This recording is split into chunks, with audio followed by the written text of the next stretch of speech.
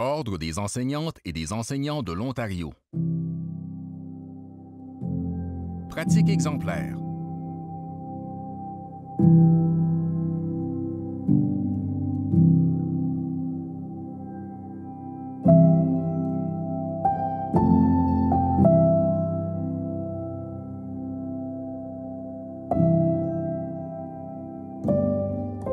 Au début de ma carrière, je faisais de la suppléance dans les deux conseils, public français et catholique français. J'ai fait un peu de suppléance à l'école Charlotte-Lemieux. L'école Gabriel-Roy était à la recherche d'une suppléante à long terme pour un groupe de troisième année de 33 élèves. L'enseignante était partie en congé de maternité et il y avait plusieurs suppléants qui étaient entrés et sortis de la salle de classe pendant une période de temps. Les élèves avaient besoin d'encadrement. Toutefois, en arrivant à l'école, j'ai rencontré des élèves qui, tout bonnement, étaient comme n'importe quel enfant, cherchaient à faire des connexions avec quelqu'un qui voulait les écouter.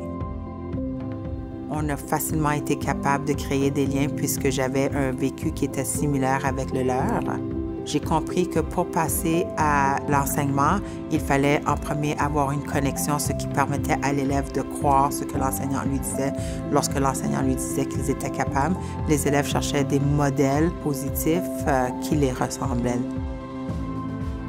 Présentement, j'enseigne une classe de 6e année avec 24 élèves. J'ai 12 garçons, 12 filles. J'ai des élèves qui apprennent à différents niveaux. Donc, j'ai certains qui suivent le curriculum de 2e année, de 3e année, de 5e année et de 6e année. J'ai des élèves avec des troubles de comportement, des troubles d'anxiété. La plupart des élèves sont en apprentissage de la langue française, même si c'est une école francophone. Donc, on doit trouver des activités qui leur permettent de développer leur vocabulaire. J'ai également des élèves qui vivent des situations familiales qui sont difficiles et qui doivent quand même essayer de venir à l'école pour apprendre. La façon que j'organise ma salle de classe et mon enseignement, c'est que les élèves vont travailler souvent par projet qui leur permet de travailler tous à leur propre niveau et qui fait en sorte que je ne suis pas obligée de me soucier des différences d'apprentissage et des différents niveaux des élèves.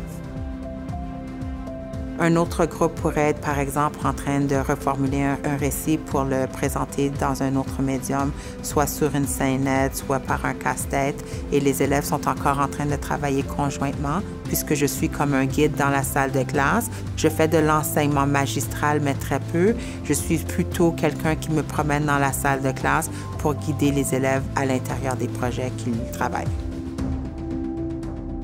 Alors, je pense que ce que Mme Judette vit au quotidien dans sa salle de classe, c'est de pouvoir croire dans ses jeunes, puis de pousser ces jeunes à ce qu'ils puissent vivre des expériences pertinentes, qu'ils puissent vivre aussi des succès, puis d'avoir des attentes élevées pour ses élèves.